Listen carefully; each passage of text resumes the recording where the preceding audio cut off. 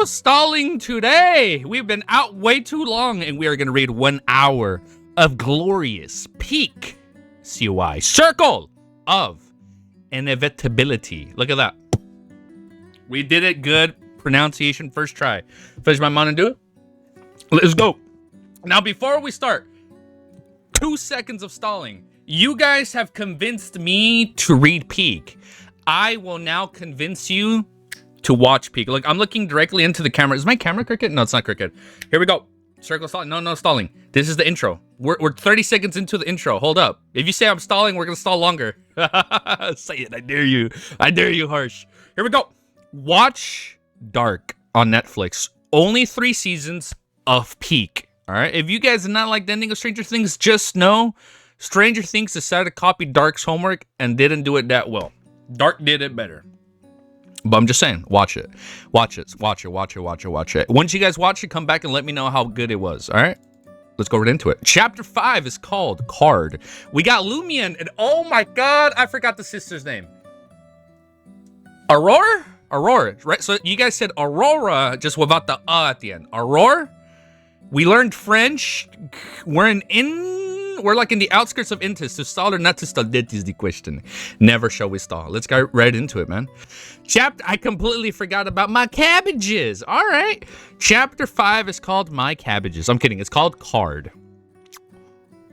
Tarot card? Bro, why is the first word of today's stream, I can't even pronounce it.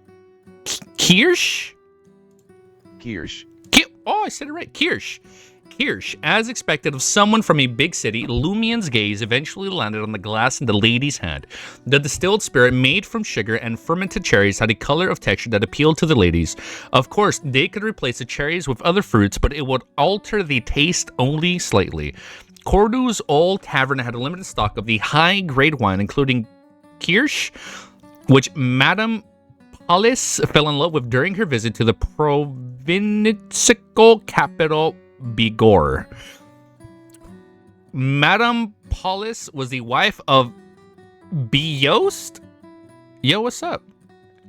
The wife of Biost, the local administrator and the terrible judge. Her noble ancestor had lost her title during the Emperor Rizal's reign. Lumion knew that she was also one of the mistresses of the Padre Guglielmo Benet.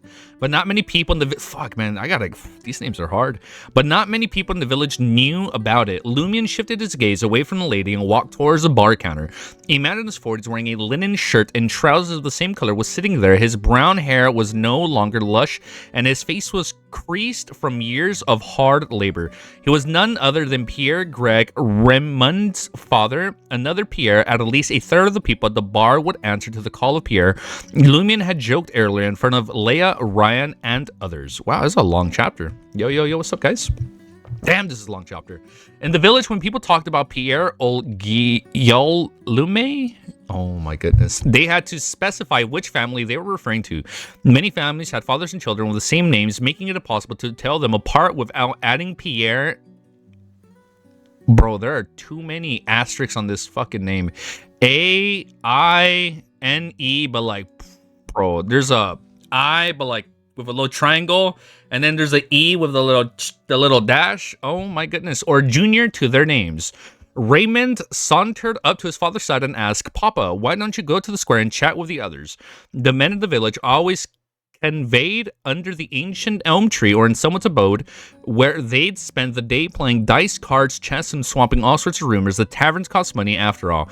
Pierre Greg, with a glass of rich red wine in hand, turned to his second son and said, we'll go later. There shouldn't be many people at the square now. That's right. Where did the men in the village go? Lumion was immediately perplexed. He had noticed the absence of the village men at the square. Monsieur, I want to ask you something, Lumion said bluntly. Pierre Greg immediately turned alert. A new prank. Oh, a new prank, you say. What is it?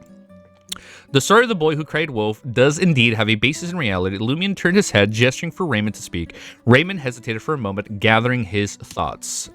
Yes, love. Is it Annie? Like Attack on Titan Annie? Like A-N-N-I-E, Annie, but I don't know. It's hard to pronounce. Or at least with all those little asterisks on it.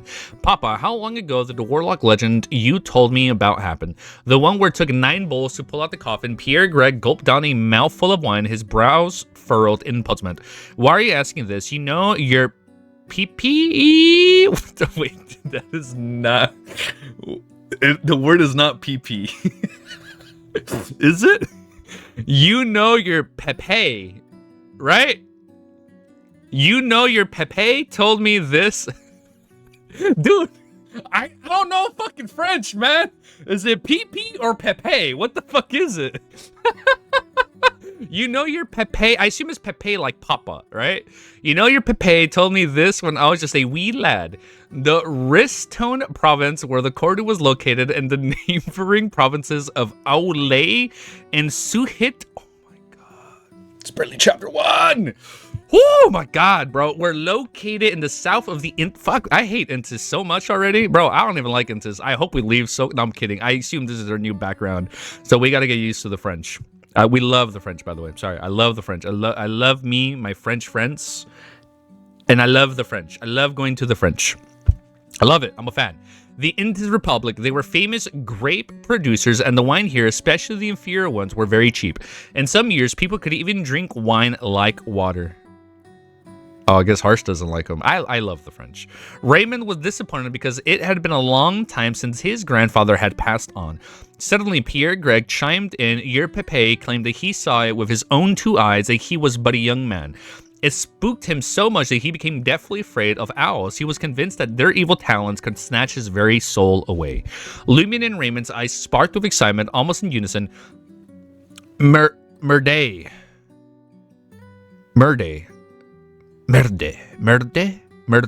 Right? That means shit. I know they said this word in Expedition 33. Merde. That was the actual clues. The legend of the warlock. It was something that someone had actually experienced. Did Pepe mention anything about where the warlock lived or where he was buried? Raymond asked eagerly. Pierre Greg shrugged. Who cares? No one to be not one to be deterred. Raymond persisted, determining to glean and shred of any information. Before he could speak, Lumen intervened with a gentle touch of his shoulders as he spoke loudly. The river awaits us. Ooh. What was the eternal river called? The Sephiroth? I feel like that's going to be our new one. Raymond was just about to take his leave when Pierre Greg suddenly remembered something. Just because I'm thinking he goes corpse collector already. Hold on, Raymond. You'll soon be a Green Watcher, won't you? There's something you need to be aware of. Green Watchers have their crucial responsibilities of patrolling the highland pastures around the village and nearby fields to prevent any illegal grazing during the... Grazing, you say? During the prohibited period of livestock for ravagings and saplings. Lumen didn't pay much heed to the conversation and made his way to the tavern's washroom. As he exited the restroom, he took a detour to the female foreigner who was sipping on kirsch. It was impossible to discern her age. Although he had no intentions of striking up a conversation, he observed her with great detail. It might come in handy in the future, just like how he had used Ryan, Leia, and Valentine to infiltrate the Padre's scandalous scene. After a few subtle glances, Lumion was poised to head for the entrance of the tavern to wait for Raymond, where the languid lady in the orange dress looked up. Before Lumion could retract his gaze, his eyes met hers. Lumion felt... Love interest? No, it's too early for this. Maybe chapter 5. Lumion felt a little awkward of his thick skin couldn't protect him from the unexpected encounter. Many thoughts immediately surfaced in his mind. Maybe I should take a cue from the Padre and administrator of the church and praise her beauty. Or perhaps I should switch gears and hit on her. Alternatively, should I show my inexperience and hastily turn around and leave? As Lumion made up his mind, the lady interrupted his thoughts and said with a smile, "Been having dreams, have you?" Oh? Lumion was hit by a bolt of lightning. His thoughts went numb and his mind froze. After a moment or two, he managed to force a smile and asked, "Dreaming isn't unusual, is it?" The woman touched her cheeks with one hand and sized up Lumion. She chuckled and said, "Lost in a misty dream, perhaps." How the fuck does she know that? Oh, it literally says it right here. How could she know? Lumen's pupils dilated instantly, and his expression betrayed a hint of fear. Despite having experienced many things, he was still young, and for a moment, he couldn't control his emotions. "Stay calm, Lumion, stay calm." He repeated to himself, trying to relax the muscles on his face before asking, "Did you hear the tale I told you those 3 foreigners last night?" The woman didn't reply. Instead, she pulled out a stack of cards from her orange purse, which sat on the chair next to her. She cast her gaze at Lumion once again and broke into a radiant smile. "Draw a card. Perhaps it can aid you in unlocking the hidden secrets of that dream." What? Lumion was taken aback. His guard instantly raised. Oh! So what is he gonna be? So he isn't gonna be the fool. Oh, it's gonna be interesting. It can't be a new. It's not a new. It's not gonna be an old tarot card members. It has to be a new Arcana card that we have not yet seen. Okay, all right, this is hype. Tarot. The card resembles the tarot cards created by Emperor Results for. Oh, this is so hype. You know what's funny? I'm pretty sure Klein drew his card in chapter 5, right? Tarot. The card resembled the... Why did I say Arcana? Tarot cards. The card resembled the tarot cards created by Emperor Resolve for divination. The woman looked down sheepishly and offered a self-deprecating smile. My apologies. I must have grabbed the wrong one. She swiftly... Wrong ones? There's different ones? My apologies, I must have grabbed the wrong one. She swiftly returned the 22 tarot cards to her medium-sized handbag and pulled out a different deck. This is also tarot. Oh, we just lagged. This is also tarot, but it's from the minor arcana. Yeah, no, it lagged. You don't have the privilege to draw from the... There is a minor arcana and major arcana. We are back. Oh, what the fuck? New pathways. Okay. I remember I've read one pathway and I'm like, wait a minute. I've never read that in my life. That's not one of the 22. We got minor arcanas now? Yeah, that's right. We're back. We're back. This is also tarot, but it's from the minor arcana. You don't have the privilege to draw from the major arcana pack. And I don't have the authority to let you. The minor arcana... Jesus! 56? The minor are... Oh, I can't do math. 56 times 20... No, 56 times 10. It's over like 20, right? Okay, here we go. The minor arcana consisted of 56 cards divided into 4 suits, each representing chalices, wands, swords, and pentacles? I said tentacles. Okay, pentacles. What is she talking about? Lumion was bewildered by her words. The woman was stunningly beautiful and sophisticated, yet there was an air of eccentricity about her that suggested she was not entirely sane. Draw one, she urged, waving the minor arcana cards in her hand. It's complimentary, so there's no cost to try. Oh, it's free, of course. Okay. It may be the solution to your dream predicament. Lumion chuckled. My sister once said that 3 things often come at a most hefty price. That is true. No such thing as a No such thing as a coincidence. 1 is a coincidence, 2 is something, and 3 is a not a coincidence, right? That was the saying in LTM. My sister once said that 3 things often come at most hefty prices. That may be true, the lady said after some thought. She laid down the minor arcana card with a delicate touch and careful not to upset the glance of Kirsch that sat beside it. But as long as you don't pay no matter what, how can I, a foreigner, expect to make you pay Cordu? That's right, perhaps it's worth a try. It wasn't easy for me to get a hint about the dream. I got to give it a try, but what about the Warlock's curse? Maybe I should get the Aurora's help. Lumion's mind raced with conflicting thoughts, and he couldn't decide what to do. The woman seemed to mind his hesitation. Oh, the woman didn't seem to mind his hesitation. After what seemed like an eternity, Lumion finally made up his mind. Slowly, he leaned forward and reached out. I bet it felt like an eternity right before we started to... sorry for the wait again. After what seemed like an eternity, Lumion finally made up his mind. Slowly, he leaned forward and reached out his right hand. Oh, wait, I don't want to accidentally read. Carefully, he shuffled through the stack of minor arcana cards and extracted one from the middle. What is it? 7 of Wands. Oh, what the fuck is that?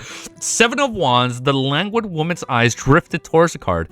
The image depicted a man in verdant attire standing atop a mountain with a determined expression on his face. In his hand, he held a wand poised from battle against 6 wands representing his enemies that were attacking from the foot of the mountain. What does this mean? Lumion asked. The woman's lips curled into a smile. I shall interpret it for you. Okay, so it's not the Fool. I shall interpret it for you. It symbolizes crisis, challenge, confrontation, courage, and etc. Music change. End of chapter when Lumion goes to sleep. Bet. However, what really matters... let me know, Cammy. However, what really matters... Thank you again. Thank you as always. However, what really matters is that the card now belongs to you. When the time comes, you will discover its true meaning. You're giving it to me. Maybe we can track that. He shouldn't hold on to that. Lumien's confusion grew with each passing moment. Could this card truly be cursed? The woman ignored his query and started to put away the remaining cards. She picked up the glass and finished the remaining kirsch in a single gulp. With grace strides, she made her way towards the staircase on the other side of the old tavern and ascended to the second floor. It was obvious that she lived there. Lumien felt the urge to follow her, but something held him back. His thoughts were in disarray. Is this an ordinary card? Hell no, it's not, brother. She gave it to me. Does this mean that she'll never be able to use that deck again? Aurora might be able to shed some light on this. At this moment, Raymond approached Lumien. What's the matter, my friend? Nothing much. The foreigner was quite the looker, isn't she? Lumien said patronizingly. I reckon your sister, Aurora, is far more beautiful. Raymond then lowered his voice. Lumien, my Pepe. I was about to say the other word. Oh my goodness. Lumien, my Pepe has been gone for ages. What should we do next? Lumien, who was in a hurry to leave, pondered for a moment before answering. Firstly, we can track down an elder around your Pepe's age. It's so weird saying Pepe. Firstly, we could track down an elder around your Pepe's age who... Why am I going Pepe? Pepe. Who is still kicking. Alternatively, we should head to the cathedral and examine the registry. But that's something to consider at a later time. Lumien remembered his recent altercation with the Padre and decided it was better to avoid the cathedral unless it was absolutely necessary. As the only cathedral in Corju, it held significant power, even acting as a government entity. It recorded all the significant events, including deaths and marriages. Before Raymond could ask further, Lumina interjected, let's split up and see who fits the bill. We'll inquire tomorrow. Agreed. Raymond immediately agreed. In the semi-subterranean two-story building, Aurora listened intently to Lumien's tale, her piercing gaze fixed on the wand card in his hand. It's an ordinary card. Ui. Ui is yes, right? Ui, ui. I detect no malice or enhancements. Aurora, grande sore. What do you make of the foreigner's intentions? How did she know of my dream? Lumien asked. Aurora shook her head. Now that she has shown us her hand, we can only wait and see. I will keep a watchful eye on her for the next few days. Oh, and take this card. It may cause changes, but have no fear. I will be watching. She'll be watching? Okay. Is she a spectator? Alright, Lumien tried his best to relax. In the dead of the night, Lumien deftly tucked the wand card into the garment, draping over the back of the chair, then slipped under the covers and shut his eyes. Before long, a dense ashen mist once again enveloped his mission. Oh wait, not mission, vision. Alright, here we go. Yo, we're playing Vanitas?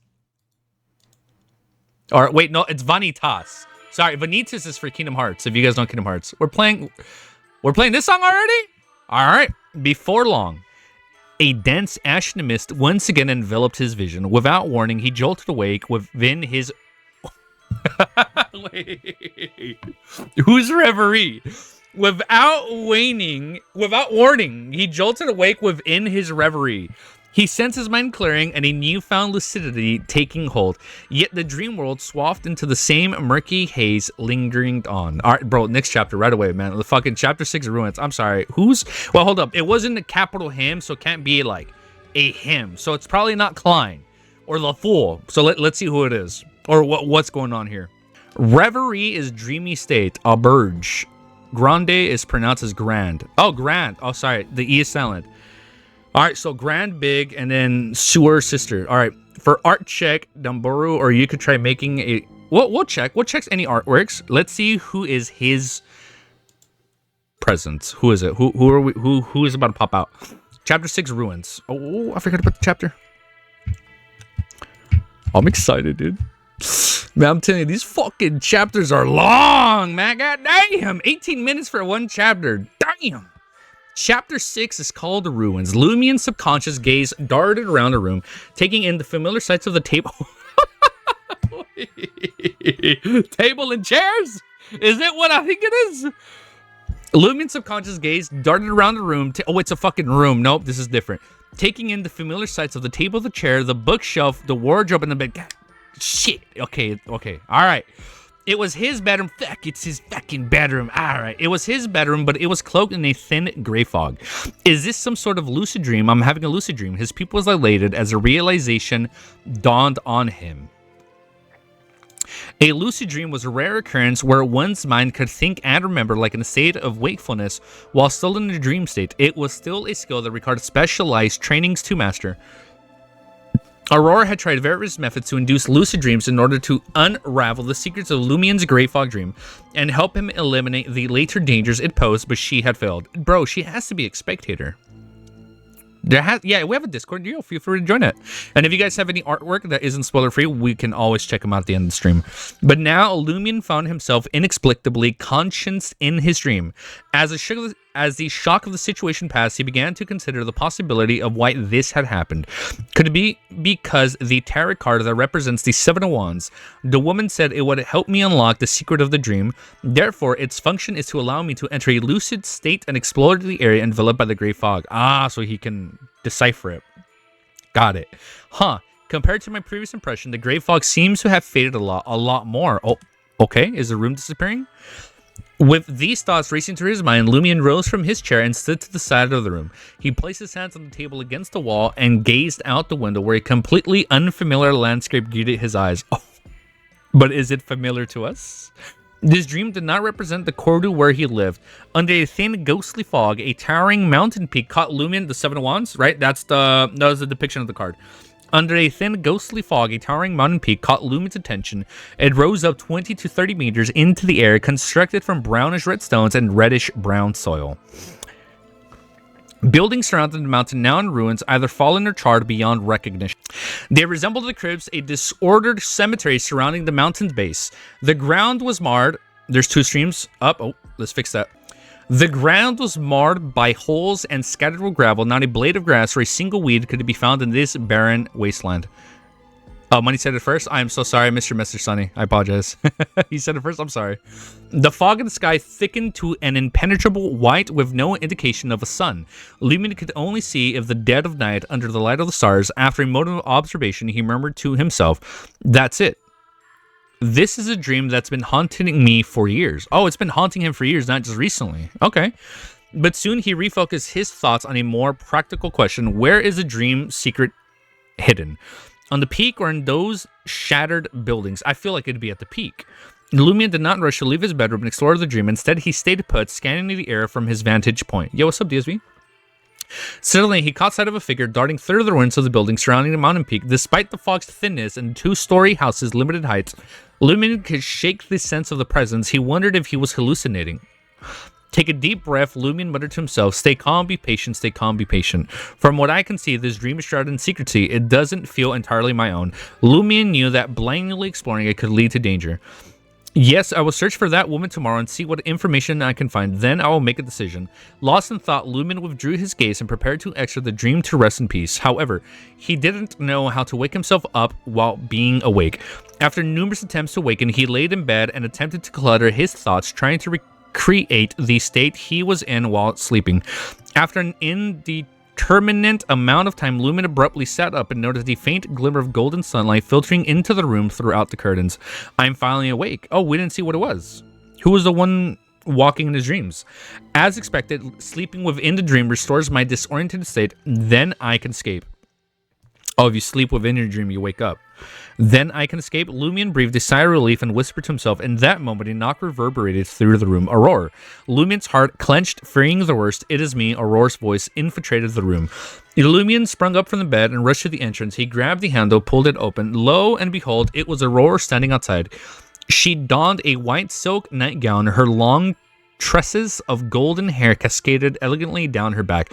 How did it go? She appeared certain that Lumien had just awoken. Lumien held nothing back and recounted every detail that had occurred. Aurora nodded pensively. The purpose of the card was to facilitate a lucid dream. She inquired, "What are you going to do next?" Lumien grunted curtly. "I should grab a bite to eat before visiting the woman and attempt to gather more information to discern her true intentions." Very well. Aurora offered no objection. She added, "I shall also pen a letter to someone inquiring about my dream about the dream you recounted and the symbols therein." At this juncture, she glimpsed Lumien's suddenly apprehensive expression and smiled. "Fret not, I shall make adjustments. I shall not..." What is this word? Change music back? Bet. "Fret not, I shall make adjustments. I shall not jettison Everything at once. After all, I am the one who instilled it in your principle of gradual progress. Gradual progress. Why say gradual? Gradual progress. Well, when you converse with a woman, do not be aggressive. Endeavor to be amicable. It is not that we are fearful of her. It is simply better to acquire another ally than an additional adversary. Understood, Lumion replied solemnly. Cordu Old Tavern. Lumion strode into the Cordu Old Tavern and approached the bar counter. He leaned in and spoke to Maurice Bennett, the tavern owner, who was also doubled up as a bartender. Which chamber does the foreigner madam occupy upstairs? Old Tavern, the only inn of the village, boarded 6 rooms on the 2nd floor for guests to rest their weary heads. Maurice Bennett was not a burly man like most in the village. He had raven locks and blue eyes, but his nose was always red, a consequence of his heavy drinking. He was related to the church's padre, I cannot pronounce his name. Gulaim? My goodness, that is a bad pronunciation. I am so sorry. I have let all our French fans down. I'm sorry. He was related to the church padres Guillaume Bennett, but the two were not close and were merely distant cousins. Why the inquiry? Maurice Bennett inquired, his curiosity piqued. What business would a big city woman have with a country bumpkin like you? There was an obvious look of inquiry on his face. Maurice had a sixth sense for these things, especially when it came to man and woman. Lumion scoffed. Aren't you a country bumpkin and a hillbilly? You calling me a hillbilly? Guillaume. Thank you, D. Guillaume. Aren't you a country bumpkin and a hillbilly yourself? We got hillbillies in LTM? I mean, in COEI? Alright, hell yeah. Lumion scoffed. Aren't you a country bumpkin and hillbilly yourself? He casually made up a reason. The lady lost something last night. I found it in this morning. Just tried to return her property. Maurice Bennett didn't buy it for a second. Is that so? 8 of the 10 things that came out of Lumion's mouth were lies. What else? Do you still think she'll fall for me? Lumion unduated? That's true. Maurice Bennett was convinced. She's in a room by the square opposite of the washrooms. After Lumion's left Maurice polishing glass, eyes striking him. He whispered, just barely audible to Lumion, impossible. Not always. Sometimes people want to try something new. ... Okay. Lumion found the washroom on the 2nd floor, the only spot of the light in the dim, narrow hallways, but his eyes were drawn to the door across from it. A piece of paper hung from the brass handle, stark white against the dark red wood. Scrawled out in intis, currently resting, do not disturb. Lumion read the note for a few seconds. Instead of rushing forward to knock on the door, he took 2 steps back and stood against the wall. He planned to wait here until the lady came out. Life on the streets had taught him hard lessons. When an opportunity appeared, you seized it with both hands. No hesitation, no second thoughts, no fear. Otherwise, it slipped through your fingers and you were right back to where you started. He would wait as long as it took. The minutes ticking by endlessly as he ignored eyes he felt tracking him, the whispers in his mind. He stood there without a hint of frustration, probably capable of passing off as a statue. Finally, a soft creak. The woman had changed into a pale green dress with white edges. Her brown hair was swept into a tight bun. Those light blue eyes flicked to Lumion before moving to the paper sign on the door handle, a smile dancing at the corner of her mouth. How long did you wait? She asked, not at all surprised to see him there. Oh, she kept him waiting? Is that what's going on? Lumion took a step forward and said, that's not important. He tried to keep his tone even to appear less eager. What do you want to ask? The woman said, cutting straight to the point. Lumion glanced at the empty hallway here.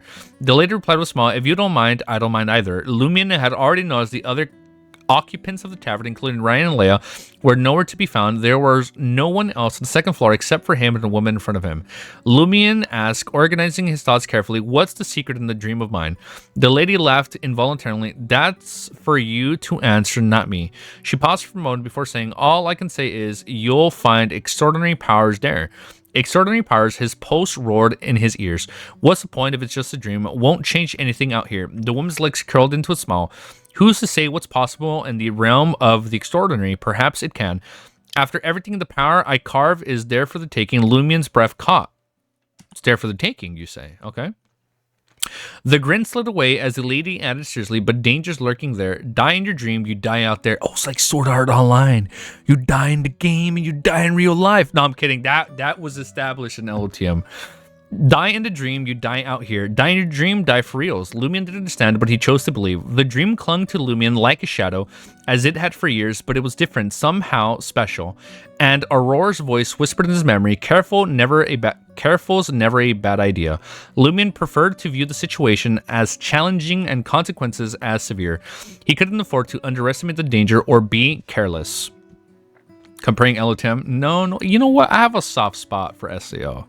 That was like one of my first anime, like over a decade ago, when I found out what anime was. I have a soft heart for SAO, okay? I will ride that hill and defend it till my last breath. After a few seconds, he asked, if I stay out, what then? Theoretically speaking, there won't be any consequences. No, especially season 3. Everything you hate about season 3 is not in. Everything you hate about SAO is not in season 3 in Alicization. So it's just good. After a few seconds, he asked, if I stay out, what then? Theoretically speaking, there won't be any consequences. No one will force you.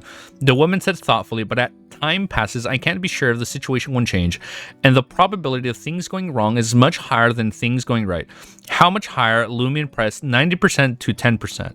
No, 99.99 to 0.001. That is so fucking drastic. The lady added seriously, of course, this is just my personal judgment. You can't choose not to believe it. Lumion felt a wave of uncertainty wash over him, his mind racing with conflicting thoughts. Recently, I'm becoming convinced that the dream is a hidden danger. Not caring is the worst choice, but if I really want to explore, there's a very high chance that an accident will happen without any knowledge. Should I wait for Aurora to gather more information from her pen pals before making an attempt? But if I do, Aurora definitely won't allow me to use the dream exploration to obtain extraordinary powers. I bet you one of her pen pals is like a Terror Club member, bro.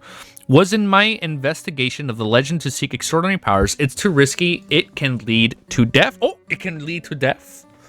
But if he's a corpse collector, then it's chill. Perhaps I should do the preliminary exploration at the edge of the dream ruins to gather information and not take the risks of entering. I can tell Aurora about the conversation, but I can't reveal the possibilities of obtaining extraordinary powers. Once his thoughts had settled, Lumion gazes at the woman across from him and asks in a low, serious tone, who are you exactly? Why did you give me the tarot card the opportunity to explore the dream? The woman smiled enigmatically. I will tell you once you have unraveled the mystery of the dream. You think TC will keep talking with a measly low sequence beyond her? Never. It was fun to watch, but the gun arc, season 2 was weird, not gonna lie. Yeah, and then fucking SC is like, Carrie told, you know what? It's a gun game. I'm gonna use a sword. He's like, what? All right, you guys ready? Chapter 7 is called Naroka? Narka? I've never said that word in my life. Naroka. All right. Chapter 7. I assume this is still part of his dream. Chapter 7. Once Lumion had... I'm curious to see what else she knows, man. She probably knows more that she's not letting on, right? But once Lumion had departed from the old tavern, he found himself standing on the uneven road, uncertain of where to go next. Let me see if I can kind of lay back and just chill for a little bit. Hopefully you guys didn't see my toes. I'm sorry. The morning the sun bent down. Make sure you guys blur that. I'll have my editor. I don't have an editor. The morning the sun bent down upon him, albeit was a slight chill in the air. As he deliberated his next moves, Raymond Gregg emerged from the side. I was just looking for you. Lumion quickly regained his composure. Gotta click on this. What's the issue? Raymond appeared, taken aback. Have you forgotten today we're supposed to seek out the elderly around the same age as my Pepe and inquire about the legend of the warlock? Editor is the future easy. This is me making an editor's note. Easy. Go back and blur your foot, Have you forgotten today we're supposed to seek out the elderly around the same age as my Pepe and inquire about the legend of the warlock? Lumion ground pressed his hands against his forehead in agony. Is that so? Why can't I recall? Or is it just your imagination? Raymond's expression shifted from one of the concern to one of the fear. Just as he was about to inquire further and confirm whether he had imagined the events of our previous day, Lumion's face lit up with a mischievous grin. You rascal, you're playing a joke on me again. Raymond cursed, unable to contain his annoyance.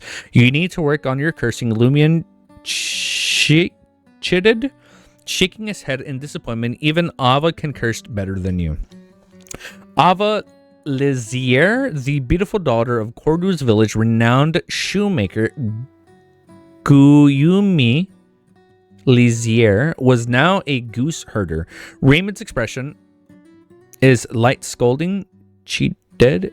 Is light scolding. Okay. Raymond's expression shifted as he muttered Ava. He then looked at Lumion. She's our friend, right? Lumion nodded with a smile. Indeed, she is. The trio, along with Goulier of the Berries and Ava's cousins of Azima Lizier, was inseparable teenagers who often spend their days together. Okay, so they're BFFs. Why don't we bring Ava on board and help us uncover the truth behind the legend? One of them is so dead. Oh yeah, one's dead. Raymond suggested, as you know, her father always said, why must a dowry be paid when a woman gets married? How many good families have fallen like this? It pains her to hear it. She might be relieved if she could get some treasure or reward from the investigation. I've also heard the heads of the several families in the village say similar things, including our padre. Lumion added with a sly grin. They wished their brothers would stay at home forever. Even if they get married, they won't venture out alone to establish a family. That would require them to split the assets and give them their deserving share. Lumion shot a furtive glance at Raymond and continued, therefore, many families prefer to let one of their children become a shepherd.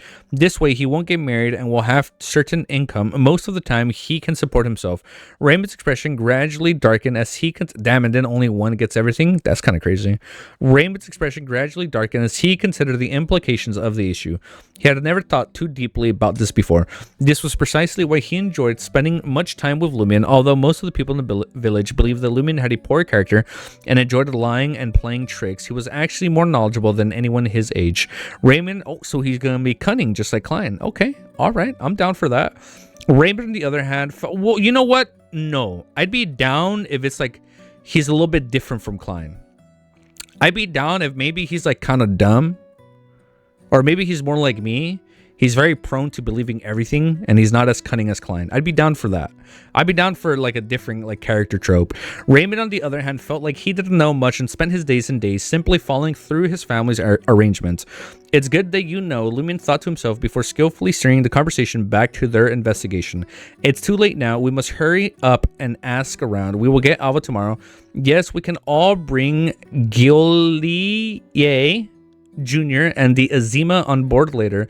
Not only will this potentially lead to gains, but it will also be a fascinating activity that can train our abilities. Bring... Oh my god, man. This character gotta die, bro. This is a really hard name. Bring Gillier Jr. and Azima too. Raymond grumbled. Oh my god, bro. Cuttlefish's vocabulary leveled up, bro. God damn. Raymond grumbled begrudgingly. The more people involved, the less his share of the rewards would be. Furthermore, if he included them, he would have fewer chances to win over Ava's affections. Lumians regarded him with a touch of kindness and pity in his gaze. Silly child, do you think Ava will fall for you? Love interest, you say? Her eyebrows are very high and she only wants to marry into a good family. So not Lumion. She clearly has a certain favorite impression of me as a villain, yet she can control herself. In the Dirige region, having high eyebrows meant having high standards. What? And they wouldn't settle for just any average block. So I'm sorry if you have low eyebrows. He's like, nah, homie. Like, you out of my league, or you're not even on my league. My sister always said that it is a strength in numbers. Lumion explained simply, who are the old crockers that we need to visit? You didn't investigate. Raymond asked in surprise. Lumion is a no, don't say that. He's a Giga Chad, okay? You just don't know it yet. I feel like he's gonna be a Giga Chad, okay? How could I have the energy to investigate after the incident with the wand card? Lumion smiled and quipped, of course I investigated. I am just testing your abilities to gather information. Raymond had no doubts. There are 9 elders who are still alive in the village. They are about the same age as my Pepe, or a little older. 6 women and 3 men. Ladies do live longer. Lumion listened quietly, deep in thought. There's no need to visit the last 2. They're from another village and came here through marriage. Let's start with Naroka. Ah, the chapter name. She's the oldest and might have been an adult when the warlock incident happened. Naroka's real name wasn't actually Naroka. It was a title of respect for her. In Riston province, married women from prominent families or those who were the actual heads of the households were entitled to the title Madam. More than that, their names were marked with an A to proclaim their femininity and prefixed with na to signify their authority as madams reigning over their domains. Is that real? Like IRL? Okay. Madame Paulus's family had been in decline for a long time. At a home, she dutifully deferred to her husband, Bios the provincial administrator. Therefore, she didn't have a na prefix or an a suffix. She could only be addressed as Madam. Naroka had been widowed early on in life, and as a result, she took over the family's accounts. Despite her two sons coming of age, getting married, and having children on their own, she kept her hand positioned squarely on the purse strings of the family fortunes. Damn! Good for her. This was a rare occurrence in Cordu, where men usually took charge of the family's affairs. In families where the father was absent, the eldest child would naturally take back the authority to manage the entire family from their mother once they reached adulthood. Okay, reigned quiet without questioning Lumien's decisions. As they walked by a few buildings, Lumien spotted four old women basking in the sun as they chatted casually in front of a two-story house. I zoned out, not gonna lie. I know it's probably late for you guys. Oh, Kemi, I know for you it's already the middle of the night. I'm so sorry we did late stream as long as it is.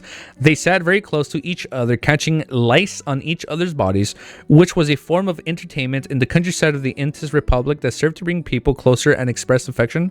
Catching lice is a form of entertainment? What? It's 5 in the morning right now in France? Oh my goodness, I am so sorry for you guys. I'm so sorry to my French brethren. Let's wait a little longer, Lumien replied solemnly, knowing that many rumors in the village were generated and spread throughout such gatherings. After a while, the other three old women left one by one because they still had work to do at home. Good morning, Naroka. Lumien immediately walked over. Naroka's hair was grizzled and her eyes were slightly turbid.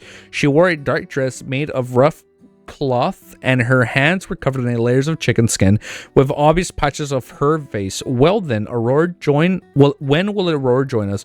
Many people in the village miss her. Naroka asked with a smile.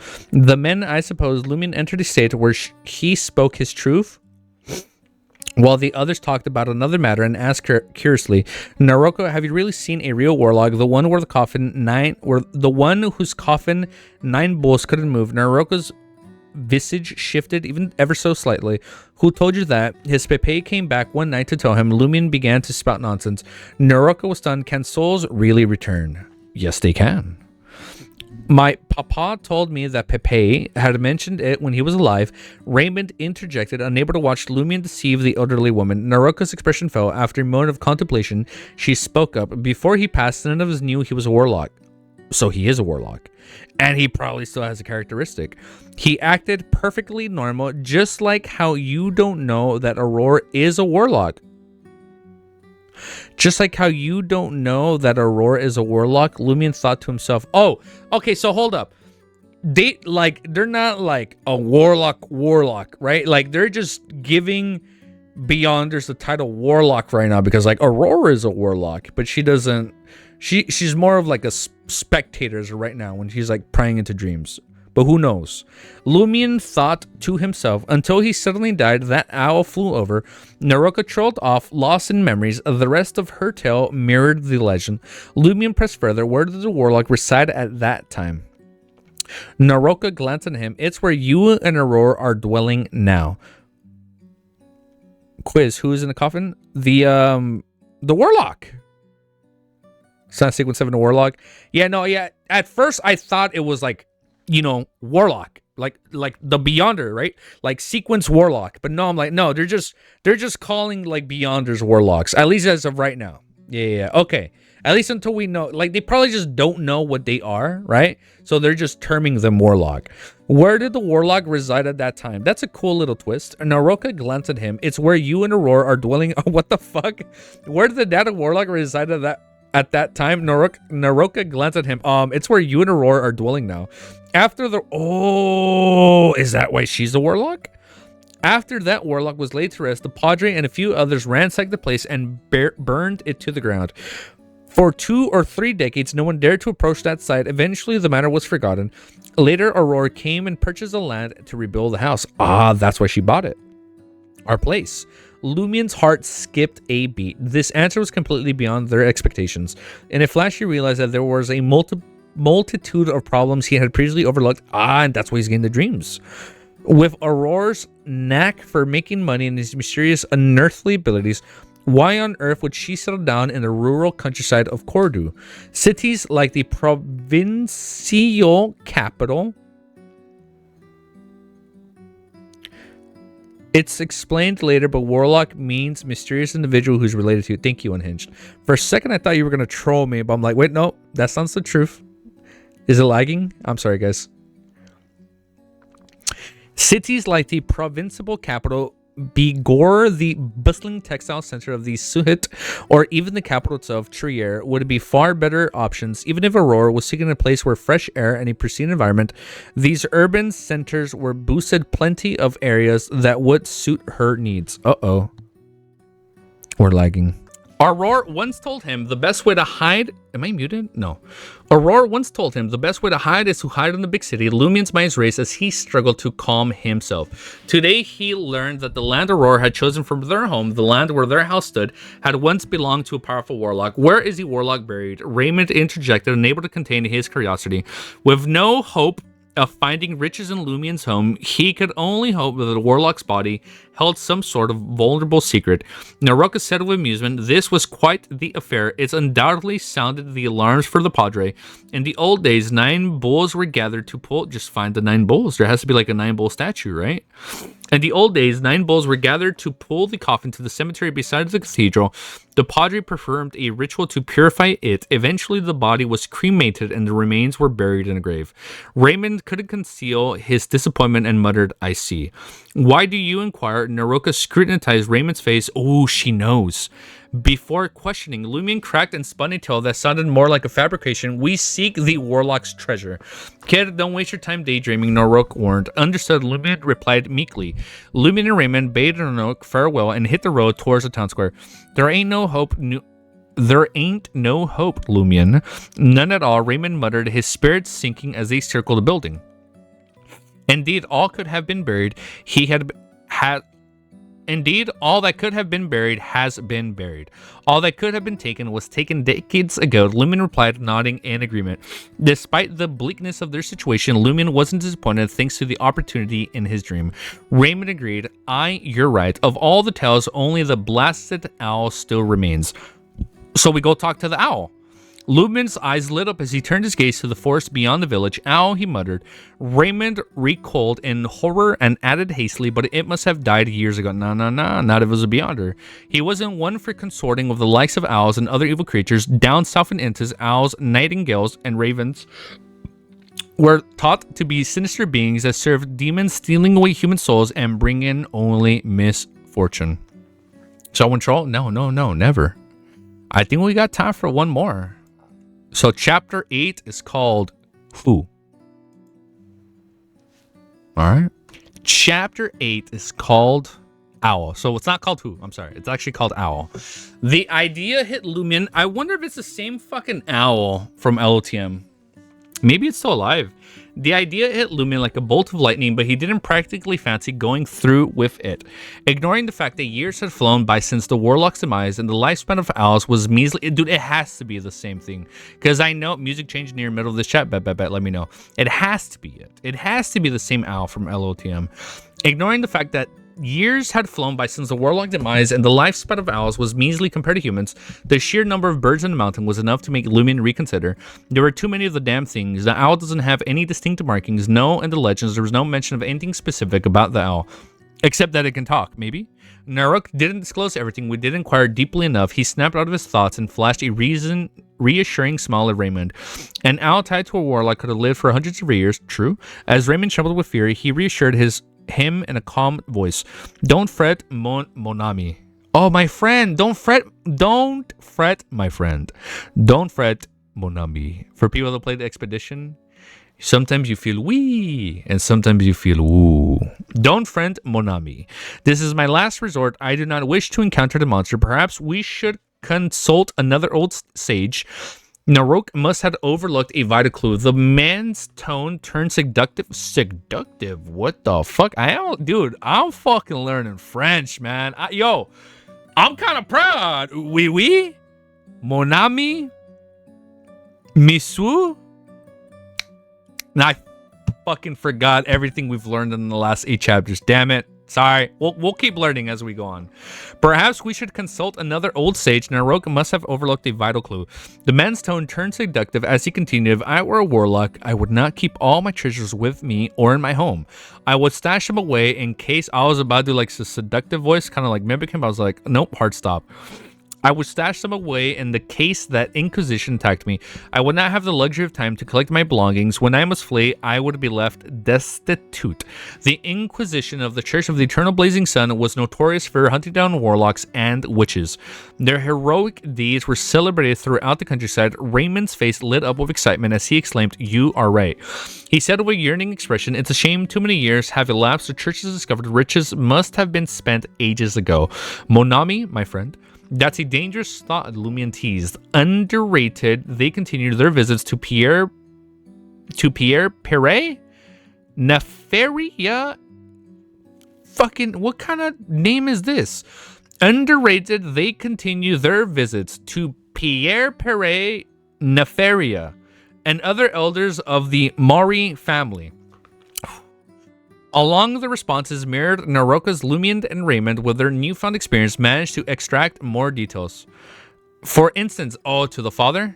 Can you say that in French easy? I'm trying, man. I'm fighting for my life out here, man. I'm trying these French words, and then even the American English words that I think are fucking French at this point.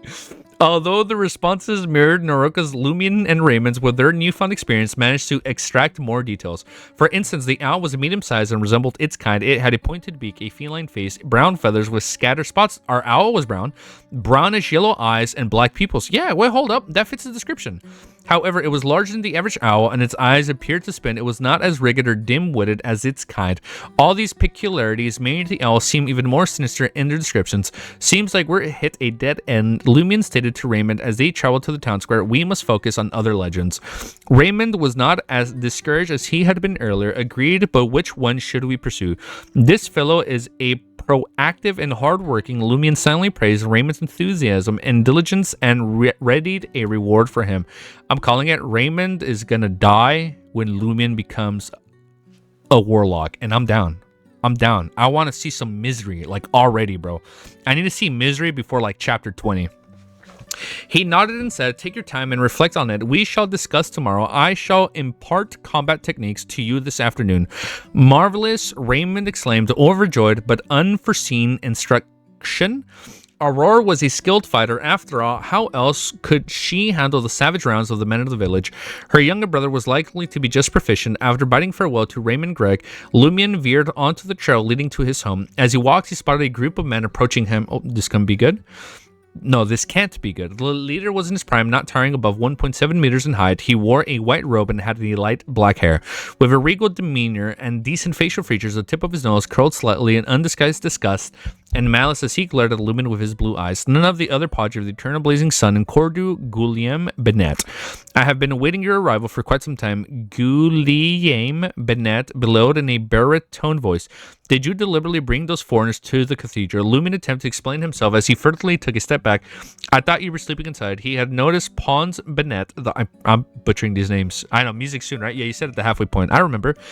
He had noticed Pons Benet, the Padre's younger sibling, standing beside Guillaume Benet. Pons was in his early 30s, muscular, domineering, what the fuck, and a bully.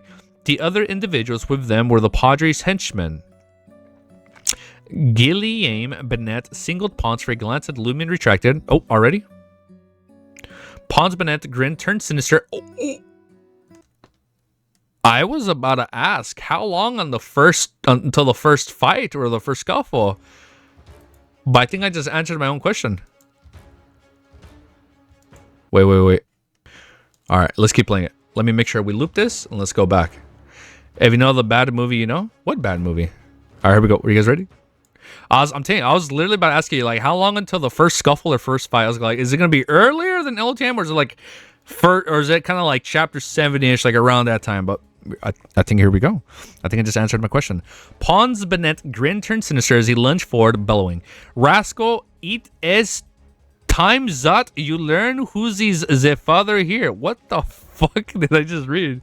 God damn. Rascal, it is time that you learn who is the father here. All right. Before I assume it's time you learn who's the father here. Rascal, it's time that you learn who is your father here. Damn. All right. Thank you, D. Before he could complete his sentence, I think I just had like a little Russian accent there. I'm sorry. Before he can complete his sentence, my accents are coming out today. Before he can complete his sentence, Pons had already hastened his steps and pounced on Lumion. The other brutes followed suit. Oh, shit, it's not good.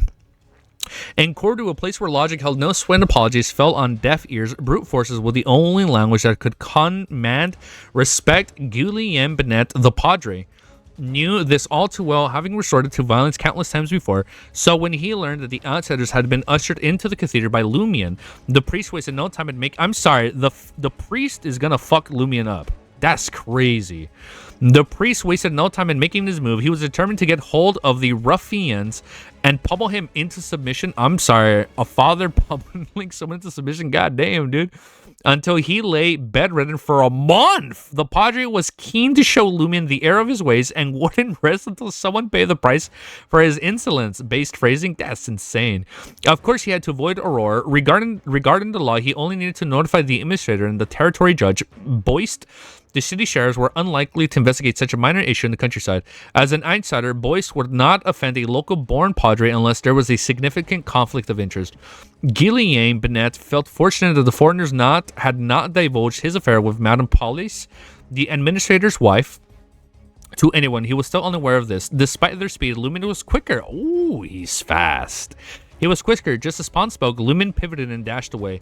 He wasn't familiar with the Padre's character and methods. Previously, a villager had accused Guillaume Bennett of having multiple mistresses and embezzling. He's also involved in embezzling offerings from the eternal blazing sun. He had also bullied others relentlessly in the village, hardly behaving like a man of the cloth. Subsequently, the villager had mysteriously died one afternoon. Oh my god, and he's killing people? What the fuck?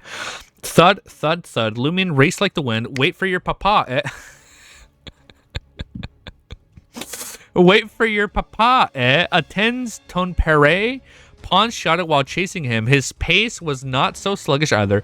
The thugs pressed closely behind him. Instead of fleeing along the main road, Lumion darted into the nearest house. The family was preparing lunch in the kitchen when they suddenly saw a stranger burst in. With a swoosh, Lumion darted past them and leaped out of the kitchen window and the back. By the time Pons and his cornies entered the homeowner had regained his senses. He stood up to confront them and inquired, "What is going on? What are you all doing?" "Get out of the way, old man." Oh my goodness. "Get out of the way, old man." Pons shoved the homeowner aside with force, but it slowed him down. When they reached the window and jumped out, Lumion had already vanished into another trail. After pursuing him for a while, they had lost sight of Lumion entirely.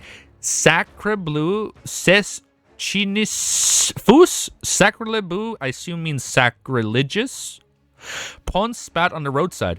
Outside the semi-subterranean two-story abode, that means damn, those dogs are crazy. God damn these mad dogs. Thank you, D. Thank you, Cammy. Thank you, guys. Outside, I was so off. Outside the semi-subterranean two-story abode, Lumion grasped for breath before finally opening the door and entering the house as though nothing had happened.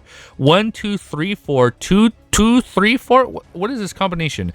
A series of rhythmic shouts reverberated in his ears. Lumion gazed at the empty space on the other side of the kitchen and observed Aurora's blonde hair tied in a ponytail. She wore a flaxen shirt, tight white pants, and a dark sheepskin boots. Are we gonna fight? Leaping around and drenched in sweat, in corridor of the kitchen occupied most of the space on the first floor, serving as a family's quarter. Cooking and dining occurred here, and as did receiving guests. She's exercising again. Lumion was... Oh, she's exercising. She's exercising again. Lumion in boots? What the fuck? You can exercise in boots? Can't change back music? Bet. I was like, oh shit, she gonna like kick him as she's working out or something? Like, are they gonna like fucking jump through the window and try and catch him or something? She's exercising again. Lumen was accustomed to Aurora's eccentrics and was unfazed by her exercise regimen. Aurora often did strange things without giving any reason when probed. At the very least, exercising is beneficial and is quite a feast for the eyes, Lumen observed silently. What does he mean by that? Lumen observed silently. After a while, Aurora stopped and squatted to turn off the black tape recorder. She took the white towel from Lumion and instructed him as she wiped the sweat from her forehead. Remember, we have combat practice this afternoon. Oh shit, so they're both taking combat practice?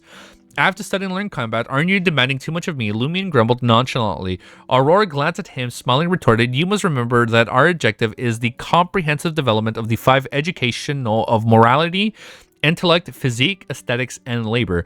The more she spoke, the happier she became, as if reflecting something beautiful or amusing. I have always failed moral education, Lumen muttered under his breath. He queried one kind of combat. One of the things he failed to comprehend was that Aurora, who seemed delicate and frail, was an expert in combat. She mastered numerous fighting techniques and could easily overpower him. Really? Damn, okay. Aurora pondered seriously, leaned forward slightly, and gazed into Lumen's eyes. She then laughed heartily and declared self-defense. Huh? Lumen exclaimed in astonishment. Isn't that supposed to be for girls? Aurora stood tall as she shook her head gravely, saying sincerely, boys must protect themselves when they are out. Who says boys don't encounter perverts? The smile on her lips was no longer hidden. Lumen was unsure if his sister was joking or serious, so he remained silent as he retrieved the white towel and headed towards the stairs. Suddenly, he felt something tighten under his foot. As if he had tripped over the obstacle, he stumbled forward. In mid-air, Lumen hastily contracted his abs, extended his arms, and leaned on the chair beside him. He somersaulted and barely landed on his feet. Aurora retracted her leg and chuckled. One of the fundamental combat principles is to be vigilant at all times. One cannot be complacent. Remember that, my novice brother. Her right hand had already clutched Lumen's back, but when she saw that he had regained control of his body, she let go. It's because I trust you too much, Lumen grumbled. He contemplated the matter and realized that this trust was meaningless. He had lost control of how many times he had been at the mercy of Aurora. Aurora coughed and restrained his expression. How did it go with that woman? Lumen provided a brief summary of their conversation before declaring, I intend to wait for your friends to respond before delving into my dreams. Smart decision, Aurora affirmed. Lumen changed the subject. What's for lunch? We still have some leftovers toast from this morning. I roast 4 more lamb chops for you. Aurora, damn, they actually got good food too. Because I remember, at least for Klein, they were struggling like really early on. Aurora replied, like they couldn't even get like good meat for a good while. Like it was all rye bread or just like veggies, like in a soup or a broth, and like that was like luxury food for them. Aurora replied after contemplating for a moment, what about you? Like that was, I remember that was something you only did on special occasions. What about you? Lumen inquired. Aurora casually said, I'll just have truffle bamboo chicken shreds topped with some cheese and onion soup. I tried it last time and found it to be quiet.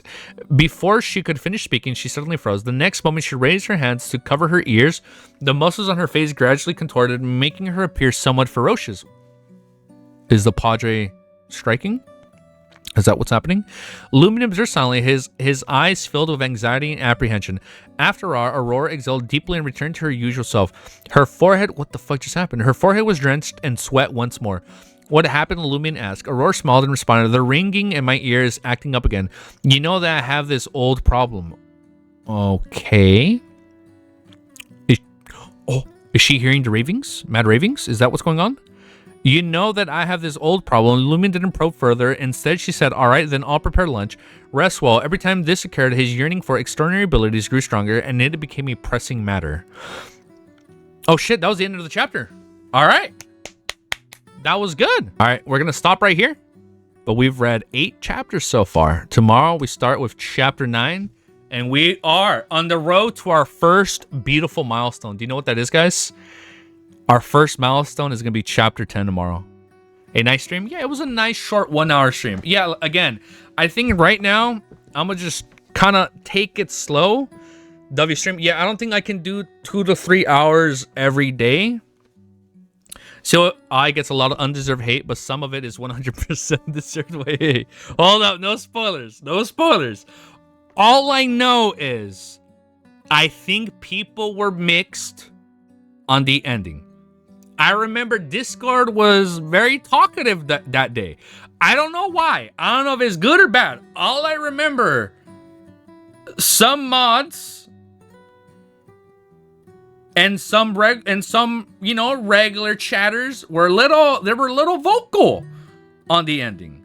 But we'll find out. He's talking about Lumion staring at his sister working. Yeah, that part was a little weird. He said it's pleasant for the eyes, and he's looking at his sister. I'm like, She's like wiping the sweat off her face. Like, okay, they got a little intis in them by the sounds of it. Intis is a little freaky. That sounded a little freaky. I didn't want to bring it up there. I don't know if that's just an Intis thing and I know Intis is based on the French, so I don't know if that was a French thing. I don't know. I'm for Lumen or Rorschach. Skill issue. If you know French, you I speak. Okay. All right. We'll leave it there. I'm excited to see what's gonna happen.